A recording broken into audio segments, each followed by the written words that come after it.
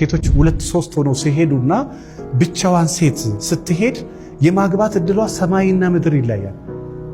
የመግባባት እድሏ ባለፈው እንደነገርኳችሁ ልክ እርምጃ ስትራመድ ቀስ ብለ መራመድና ፈጠን ብለ መራመድ አንተና የምታገባው ሰው መካከል የሆነ ጋፕ እንዲኖር ያደርጋል። እይታም አመለካከት የሚባለው ነገር ነገሮችን ኔጌቲቭሊ ልታይ ትችላለህ፣ በፖዚቲቭ ወይ ልታይ ትችላለህ። በቀና አመለካከት ልትመለከት ይችላል፣ ገልብጠ ደግሞ አወላግደ ልታይ ትችላለህ።